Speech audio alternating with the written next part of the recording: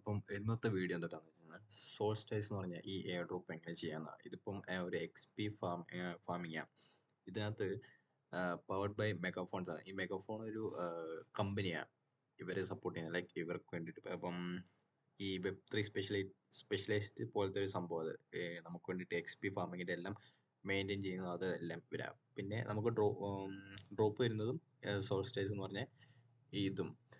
അപ്പം ഇത് എങ്ങനെ ചെയ്യേണ്ടതെന്ന് ഞാൻ പറഞ്ഞുതരാം. ഇതിപ്പോൾ നിങ്ങൾക്ക് ഏകദേശം ഇതിൻ്റെ ബാഡ്ജ് ക്ലെയിം ചെയ്യണം. അപ്പോൾ അതിനൊരു ഏകദേശം $0.8 അല്ല 0.8 അത്രയും വരുന്ന ബേസ് ചെയിനിൽ എത്തിയും വേണം.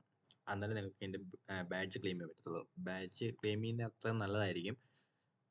അല്ലെങ്കിൽ എന്താ പ്രശ്നം എന്ന് വെച്ചാൽ നമുക്ക് ഫുൾ ടാസ്കുകളും കംപ്ലീറ്റ് ചെയ്യാൻ പറ്റില്ല. ഓക്കെ, അപ്പോൾ ഇത് എങ്ങനെ ചെയ്യേണ്ടതെന്ന് വെച്ച് കഴിഞ്ഞാൽ ആദ്യം നിങ്ങളിവിടെ ജോയിൻ കൊടുക്കുക. ജോയിൻ കൊടുത്തു കഴിഞ്ഞിട്ട് നിങ്ങളുടെ ഇമെയിൽ ഐ ഡി ഇവിടെ സബ്മിറ്റ് ചെയ്യാൻ പറയും. അത് സബ്മിറ്റ് കഴിഞ്ഞിട്ട് നിങ്ങളുടെ ട്വിറ്റർ അക്കൗണ്ടിലെ അത് കണക്ട് ചെയ്യണം. കണക്ട് ചെയ്ത് കഴിഞ്ഞിട്ട് പിന്നെ എന്താണെന്ന് വെച്ച് കഴിഞ്ഞാൽ നിങ്ങൾക്ക് ഫുൾ ടാസ്ക് വരുന്നതും ഈ ഫോളോ ചെയ്യുക, റീട്വീറ്റ് ചെയ്യുക, അങ്ങനെയായിരിക്കും.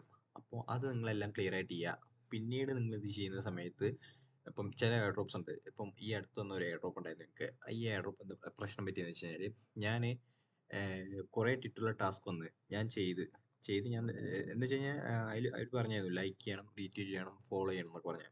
ഞാൻ ചുമ്മാ അതിൽ ഒന്ന് ക്ലിക്ക് ചെയ്ത് നേരെ ബാക്കോട്ട് അടിച്ച് അവർ പറയുന്ന റീട്വീറ്റും ലൈക്കും ഒന്നും ചെയ്യാണ്ട്. എന്നിട്ട് എന്താ സംഭവിച്ചത് അവസാനം ഇവരാദ്യം ഒരു ചെക്കർ തന്ന്. അപ്പോൾ എയർ ഡ്രോപ്പ് ചെക്കർ. അപ്പോൾ അതിനകത്ത് കയറിയ സമയത്ത് ഇവർ പറഞ്ഞു ട്വിറ്റർ കണക്ട് ചെയ്യണമെന്ന്. അപ്പോൾ എനിക്ക് തോന്നി മിക്കവാറും എന്നാൽ എലിജിബിൾ ആക്കില്ല ഇങ്ങനെ ബാക്ക് അടിച്ചുകൊണ്ടിരുന്നത്.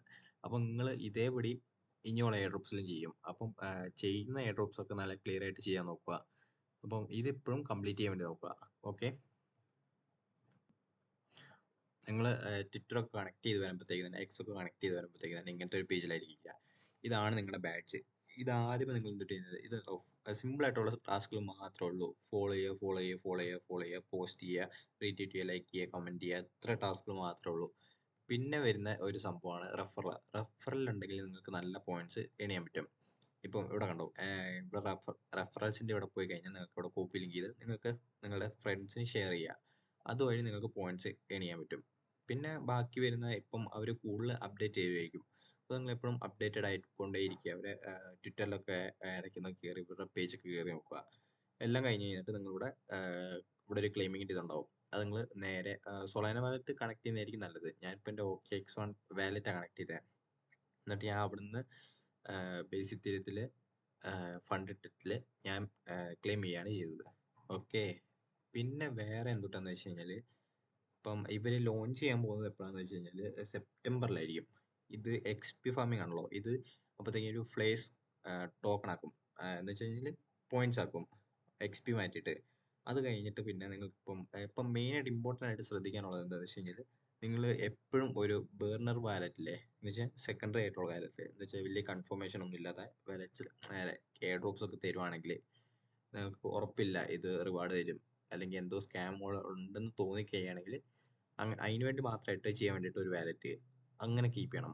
അപ്പം എപ്പോഴും വലിയ ഫണ്ടുകൾ ഒന്നും ഇടാണ്ട് നോക്കണം. വലിയ ഫണ്ടുകളൊക്കെ ഇട്ട് കഴിഞ്ഞാൽ പിന്നെ അത് എന്തെങ്കിലും പ്രശ്നം പറ്റി പോയി കഴിഞ്ഞാൽ പോയി.